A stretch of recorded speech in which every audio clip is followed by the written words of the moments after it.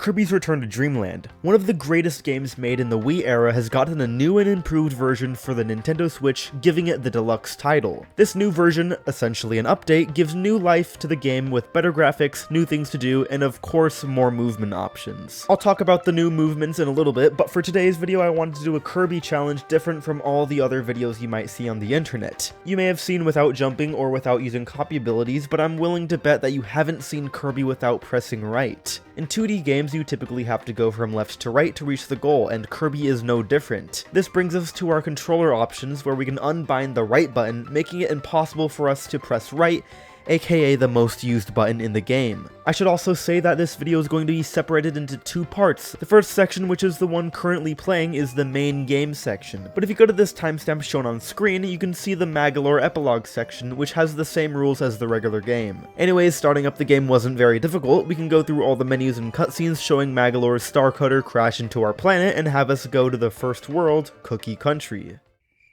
Okay, so remember when I said we can't press right? Well, we can't reach the door to the first level unless we walk by pressing right. But before we give up, let's just see our moveset currently. We can of course move to the left, jump, duck, and slide.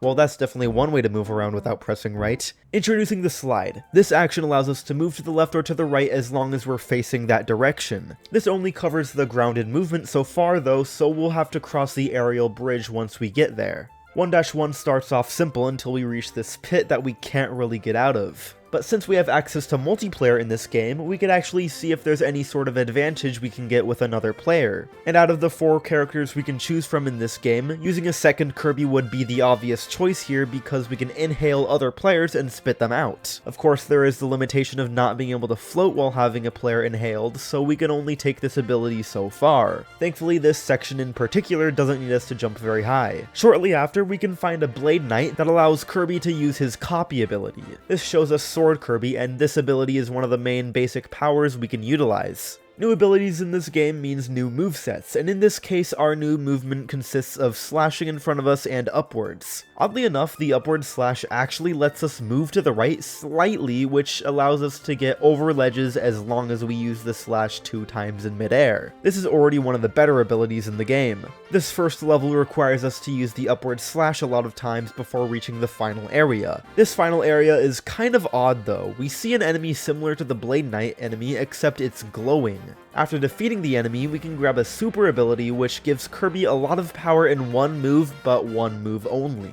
This means that we can't use the upward slash anymore, making this ability completely useless. Yeah, I hope you're prepared for some of the coolest abilities in this game to be the worst ones. If you skip out on the super ability, level 1 can be completed without trouble. Now for 1-2, we get introduced to Leaf Kirby. It's terrible, by the way. This also leads us to a problem that might occur later on, where some copy abilities make the block move work differently from normal. Speaking of the block move, in the Wii version of this game, we can't really do much with blocking, but the Switch version lets us dodge out of the way, which is really useful if you need to look to the right, because dodging to the left makes Kirby face to the right. And of course, using abilities like Leaf Kirby removes dodging completely. We also get the ability Cutter, which has a downward slash that works decently well. It's an okay ability, but it's not that good. We also get Fire Kirby, which has a move that makes us go to the right using a large fireball. We could jump during this move, but it isn't all that great. Needle and Beam Kirby also exist. At the end of this level, we get introduced to a mini-boss battle against Gigant Edge. Every single one of these mini-boss battles are very easy, and we can actually grab all the energy spheres in this level. Speaking of energy spheres, these don't really do much other than open doors in the Star Cutter, which give us ability challenges, which I will not be doing, and ability rooms, which I will use for my personal convenience, only when the abilities are available if I were to replay a level. After this level, we can visit Merry Magoland, which I will count towards the challenge, but we can't really do much to progress by going here. We can at least grab a Waddle Dee mask though. 1-3 shows us Spark Kirby, which lets us charge a powerful attack by shaking the controller. After releasing the attack, you'll be pushed back a little bit, which can be very useful in the air. It's pretty slow, but it is something. We also get to use Festival Kirby, and Honestly, I'm not sure exactly what this does, but it's pretty funny. 1-4 is a pretty solid level. You get a holdable item that protects yourself from above, which is honestly really good, but we can't really do anything else with it besides jump and slide. The final section of this level gives us a super ability called Monster Flame, and I don't need to say anything about this, do I? Now for level 5. This is our first real boss fight for the game, and I decided to go into it with Beam Kirby to use it for the only thing it's truly useful for in this challenge, and that is to completely obliterate Wispy Woods by staying in one corner the entire time. And with that, Cookie Country can be completed without needing to press right a single time. After completing this world, we can move on to World 2, Raisin Ruins, and if you didn't notice already, this world is located to the right of Cookie Country. And since we automatically get sent to this world, we can't really backtrack without pressing right, so we are stuck in Raisin Ruins until we complete it. 2-1 introduces us to Whip Kirby, which isn't very good. It also shows us Sand Kirby, which is a new ability that is very similar to Leaf Kirby. Terrible. The actual level wasn't too bad, and we were even able to get one of the energy spheres using multiplayer. The ending was also pretty cool since we got to use my favorite copy ability, Parasol Kirby. I'm not sure why, but I've always liked this ability. But for this challenge, I like it even more because we can do a downward dive that descends slower and gets more distance. We also get full projectile protection from above, so if something hits the Parasol, Kirby will be completely fine. Sadly, I didn't use the Parasol for very long, but it'll definitely be something I want to use in the future. 2-2 introduces us to quite possibly the biggest hurdle of this challenge. Water. You may be thinking, why would water be difficult to cross? Well, there's a lot of problems with going across water, and most of it is the fact that just simply pressing the A button doesn't really do much after you get into the water. All it does is make you swim upwards, so we're going to have to avoid water as best as possible for now, which will definitely be much more difficult once we get to Onion Ocean, aka the world with exclusively water levels. Maybe this challenge wasn't the best idea. After escaping a few holes of water, we find ourselves in a difficult spot because not even a second player would be able to get us across this section of water. How would we possibly move past this point without pressing right? Is this challenge truly impossible? Water Kirby doesn't do anything, he kinda sucks. Going left won't do anything, going down doesn't do anything either, going up doesn't do anything, nothing we can do will get us out of this water. Hold up, did you see that? Kirby somehow swam to the right, not just simply swimming to the right like pressing the forbidden button would, but he pushed himself over. Why did this happen? I touched the ground, I swam up, and then Kirby moves to the right? It seems whenever Kirby is underwater, he'll be able to face 5 different directions instead of just left or right. This gives us an interesting perspective now that we're able to go into different directions like this that only water can activate. But since there's a grounded area in this water, you can get both water and land properties in one, meaning whenever you're on the ground, you'll be facing to the right instead of facing neutrally, which would make you swim up. But since water also takes a little bit of time before you change direction instead of immediately turning you like you do on land, you can store your direction from the land to swim to the right a single time before you face neutrally again. I hope you understand what I said, but if you didn't, ground equals Kirby facing right. We can use this water trick to move Kirby across the water in this level just as long as we have ground to cover it. The end of this level also showed us Flare Beam, which not only removes our movement like the other super abilities, but the ability itself is pretty terrible without being able to press right. 2-3 gave us the Parasol again, but I wanted to use Tornado Kirby once I had the chance. And let me tell you, I think I might just be bad at Tornado Kirby because this is not good. 2-4 starts off with giving us a key and a huge staircase, and I will not disclose the amount of time I took trying to climb said stairs with the key. Just trust me on this, it's much easier than it looks, even though I had to control both player 1 and 2. Near the end of this level, we get access to the Ultra Sword, and we're finally able to move to the left to progress instead of the right. It's not for very long, but it's still there. We can also open up this portal, which brings us to another area that lets us progress by going to the left. The end of this area has an enemy called a Sphere Doomer, and we can fight it just like we would with any mini-boss.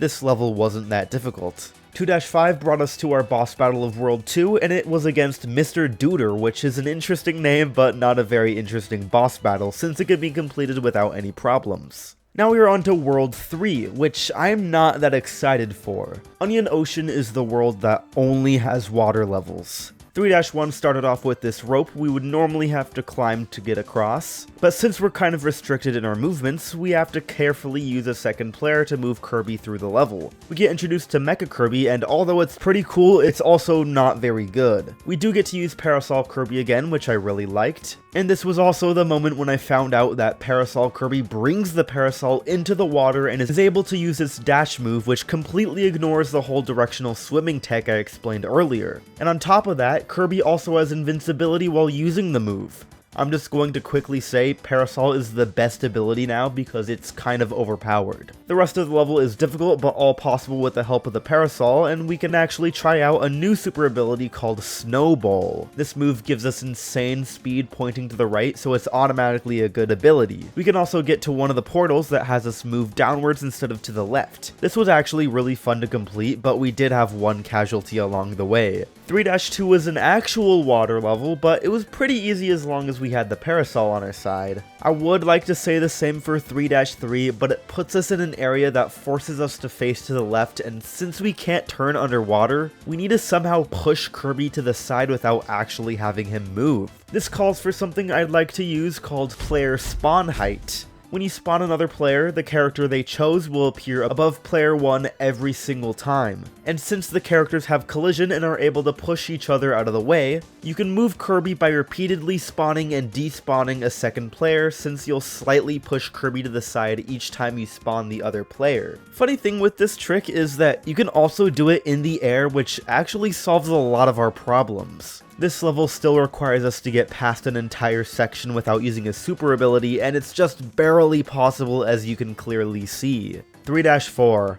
This level was terrible. We were stuck in this tiny area filled with water, and if we didn't have the Parasol, we'd be in greater trouble than we're already in. And that's mostly because these spinning spikes are difficult to move through when you're trying to do direction storage. I eventually lost the Parasol, so I had to push Kirby all the way to the end, but it was definitely possible. World 3's boss battle was against Fatty Puffer, and once again, boss battles in this game aren't all that difficult. Now we are on to World 4, which brings us back to the basic levels like 4-1, which is normal and easy. 4-2 started off normal, and I wish it stayed like that because I wasn't expecting a water level. I didn't have access to the Parasol here, so I had to once again use player spawn height to force my way through the level. It took a long time, but it wasn't that difficult. 4-3 was normal, nothing of note other than the ending, which had the snowball, which is really fun to use. And 4-4 showed us Fighter Kirby, and not only did Fighter Kirby have an uppercut move, he also had longer ranged attacks. This is definitely one of the better moves, and I brought it into the boss battle against Goliath, which you can probably guess the results of.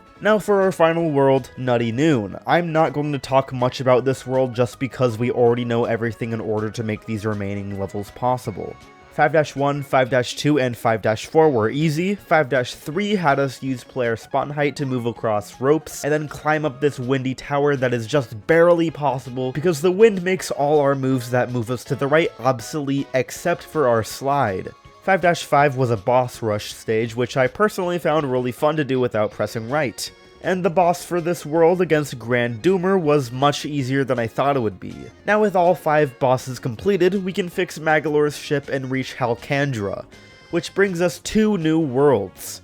The first world is Egg Engines, and the same rules that apply to Planet Popstar apply here, so 6-1 is easy as long as you have the Parasol. 6-2 was really fun regardless if you had the Parasol or not. 6-3 and 6-4, Parasol. 6-5 also needed Parasol, but it was still really difficult since the end had blocks falling down and moving up quickly. I feel like this part was almost impossible, but it was really fun. The boss for World 6 was Metal General, and like all boss battles, it was easy. Now for our final world, we have Dangerous Dinner. 7-1 was easy, and we were even able to get some spheres from a Sphere Doomer. 7-2 had a lot of moving platforms for us to jump on. 7-3 also had more moving platforms, and the ending had us escape from a whole bunch of mini-bosses. And for Dangerous Dinner's boss battle against Landia, we can defeat it pretty easily by dodging and attacking constantly, just like what we would do for any other boss fight. This brings us to our final challenge of the game. After we defeat Landia, Magolor gains new power and decides to betray us. We follow Magolor through a portal he leaves behind, and it puts us into a Toho-style stage where we can shoot at enemies using Landia. This section doesn't seem like it would be all too difficult, but since we can't go to the right at all, we definitely run into a limitation. We can obviously move up, down, and left, but the only way we can move to the right is by dashing. Dashing mostly brings us to the left side of the screen though, so it's not all that great of a move, but it's kind of all we got. Thankfully though, it's just enough for us to reach the end and fight Magolor and his ship, which as you would expect is possible, but mostly due to the fact that the dash makes you invincible for a short amount of time, just like the Parasol. Now we are on to the actual final boss for the game, Magolor. This fight was kind of difficult, but possible since we get Spark Kirby, which has projectile invincibility and just overall deals a ton of damage. And with that, we can complete Kirby's Return to Dreamland Deluxe without pressing the right button a single time. This challenge was pretty cool, but once you figure out how to use multiplayer and Parasol Kirby correctly, it turns out that it's actually not all that difficult if you're willing to spend hours pushing player 1 around all sorts of levels. But hold on, we aren't quite done with this challenge yet. We still have to do Magolor Epilogue. To reach Magolor Epilogue in the menu, we would normally have to press right since it's at the right side of the screen, but since we have the option to press X to get to Merry Magoland, we can get to the next story pretty easily. The story starts off after Magolor gets defeated by Kirby and he loses all his power and now has to recover his lost abilities. Magolor's base moveset is pretty similar to Kirby's. He can slide, dodge, and hover even though it's really weak. He also gets a weak attack that can hit from the main 4 directions. Since we can't really do much with his moveset though, we get stuck in this small hole at the very beginning of the tutorial level. We do have access to multiplayer in this mode, but we don't really have much freedom with it as we did for the main game. This brings us to our first stopping point. All we can do with multiplayer is push each other around and stack on top of each other, so this isn't looking very good, but hold on a second. If you look closely, you can see that Magolor on top of the stack is moved slightly to the side. So if we go to the end of the pit, we can see that Magolor can just barely reach the top of the cliff. This sadly makes us face to the left though, so we're going to have to take some time to get pushed around. I used the stack attack move to push the Magolor stack around the area, but this attack only works on the ground though, so it definitely has some limitations. We can use this stacking trick to reach the next part of the tutorial, which has us climb this ladder to reach a room that spawns a ton of enemies. This introduces us to the combat section in this game, and our moveset doesn't really limit us during this area. After completing this section, we can go to the hub world that shows us Magolor's abilities and how we can upgrade them. There are orbs in each of the levels in this game, and these orbs allow us to upgrade the abilities we have currently. Every time we complete an area of the game, we also get a new ability. The tutorial gave us bombs, which allows us to attack downwards with explosions. 1-1 is our first level to go to, and most of the levels in this game are on higher elevations, so we'll definitely have to use multiplayer mode a lot to actually reach them. This level starts off with us doing some basic moves, but shortly after we reach a wall that seems too high for just a stack of 2 Magolor. Thankfully we can spawn in a third Magolor to gain just enough height. The rest of the level requires more stacking, but it's easily possible. After that first level, we get introduced to challenge levels, and I won't be talking about them for now because they're pretty much useless at this moment. 1-2 starts off with spike pits, and we can't really afford to take much damage here, so we'll definitely have to be speedy as we move through here. Stacking is definitely key to move around though. After this first area, we reach something that I was worried about from the start: bottomless pits. These pits will instantly kill anything that goes down it, so we have to somehow find a way to get over it without dying and without pressing right. This seems like another huge stopping point. We can't fly for very long, and we don't have any mobility other than sliding off ledges. But what if we stacked the max amount of players together to create a bridge over to the other side? This might work, but we're going to have to get a bit lucky since the amount of shadow on the ground shows us that it's not quite enough to allow us to stand on the edge. So by stalling ourselves in the air a short bit and losing a few lives in the process, we are just barely able to make it to the other side of the pit using this stacked bridge. We have to do this a second time, but after that we can complete the level easily. 1-3 is a level that has us run to the left the whole time, interestingly enough, and we can complete it without any problems. The boss battle for Area 1 is against Electricy Duder, and this boss is much more difficult than Mr. Duder from the main game. He's still possible even though I defeated him with very little health. After completing this first boss fight, we gain the power of Magolor Surge and Magolor Cannon. Surge is pretty much useless to us because we can't use it in one of the directions, and Magolor Cannon is extremely powerful, but it doesn't move us around or anything. It's pretty much a panic button for when we need to clear out an area. 2-1 has us jump over some pits with lava, and that was all there really was to it. 2-2 was also pretty simple since we had to go through a few combat sections. 2-3 was pretty normal at first, but we meet a much larger pit than normal. This pit is not possible to get over just by simply using a bridge, so we're going to have to think of something more clever. When you attack in the air, you stay suspended in the air for a short while, and if the bottom of the pit isn't shown on the screen, you'll be able to continuously teleport other players to player 1, and by tapping left on all the other controllers, which is not that easy to do physically,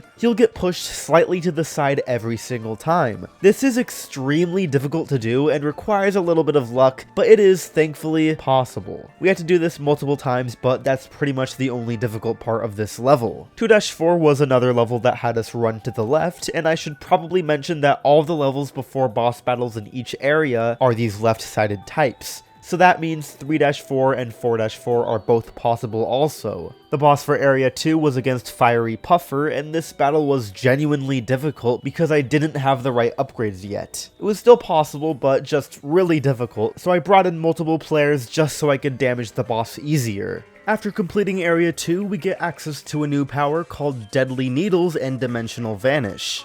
Deadly Needles creates giant spikes from the ground that can deal damage to enemies upon contact. Dimensional Vanish allows you to move in any direction safely while being completely invisible to others. 3-1, 3-2, and 3-3 were all easy, but it showed us something that might become trouble later: transparent walls. You're only able to get through these walls by using Dimensional Vanish, but we can't move in Vanish unless we're pushing towards a direction. So if there just so happens to be a wall on our right side, we will be at a stopping point I do not think we would be able to pass. The boss battle against Hydriath gave us no real challenge since we brought some extra powerful upgrades during this area. Now for the final area, we have Area 4. 4-1 starts off pretty okay with a few areas that require multiplayer, but at the end of this first section we find ourselves at this pit. Now, you'd think our strategy of pushing player 1 would work like normal, right? Well, not really. The pit is too large to climb over just barely, and it doesn't really seem like there's anything we can do to get over this pit. So I went back to the drawing board and tried to figure out how to stay in the air for as long as possible. Dropping bombs doesn't help that much, our regular attacks will eventually let us fall down, and Dimensional Vanish, well, just have a look for yourself. I can stay in the air forever. We can stay suspended in the air for as long as we want using Dimensional Vanish, and this means that literally every single pit left in this game can be crossed using multiplayer collision. This means 4-1, 4-2, 4-3, and the boss battle for Area 4 are all possible without any trouble. This leaves us with our final battle against the Crowned Doomer, which was easy to complete of course, but after defeating this enemy, we have to battle against the actual final enemy, which is against Master Crown. This battle contains moves that can penetrate our shields and deal a bunch of damage. We also can't deal damage to the enemy unless he's in the middle of attacking us with his own roots. And even then, the moves that we can actually damage him on don't last very long. This battle requires a lot of dodging and weaving, but it is possible. And with that, we have completed Magolor Epilogue without pressing right a single time. But since I know you guys are going to be commenting about the secret level in this game, I guess I should probably unlock it and then complete it. To unlock this secret level, we need to get a gold medal or higher in every single level, and all we need to do for this is get high combos, which isn't all that difficult once you get into the combat sections of levels. We also need to complete all the challenge levels in the game that test our abilities, and most of these are pretty easy to complete, but a few are troubling. Magolor Surge has us go through some lava, which isn't very difficult, but the actual challenge lies in this small crevice with a Gordo. I tried and tried to get past it, but the Gordo would always push me away. Eventually I found out that I could just stack on top of a second player to get through the Gordo. The other challenge that was troubling was of course the Dimensional Vanish challenge, as expected. To actually get to the challenge, we'll need to go through this wall, and as far as I know, it is impossible to get through without pressing right. Even using multiplayer to push Magolor through the wall won't work. so this means we have to press right one time. We can go through the level while still holding on to right, but at the end there's a section where we would need to turn left and then right again. I tried to bring player 1 through by phasing into the wall using player 2, but only the second Magolor was able to phase through. I expected this to happen, but I was hoping there was a chance it wouldn't. After completing all the challenge levels, we can unlock the secret level, which just combines all the portal mini levels from the main game. Most of these areas weren't that difficult, especially since we can use the moving border to push us to the end of most of the areas. But some of the areas included in this level have us throw keys around at very specific times so we can move on. These sections were actually really fun, surprisingly, but of course they had to throw in one single wall that could only be passed through using the right button, so this level does cost us one right press. And now with all of that out of the way, we can conclude that both Kirby's Return to Dreamland and Magolor Epilogue are possible to complete without pressing the right button a single time. 100%ing Magolor's Epilogue, however, costs 3 right presses, but honestly, I'd say we did pretty well. I hope you liked this video and all the strategies I used to complete the game. I'm mostly surprised with how many stopping points almost let us fail the challenge, but things like direction storage and player spawn height really helped us out a lot. Anyways, if you have anything to say about the video, you can comment down below. I read all my comments. And of course, remember to subscribe if you'd like to see more videos from me. So yeah, that's all I've got.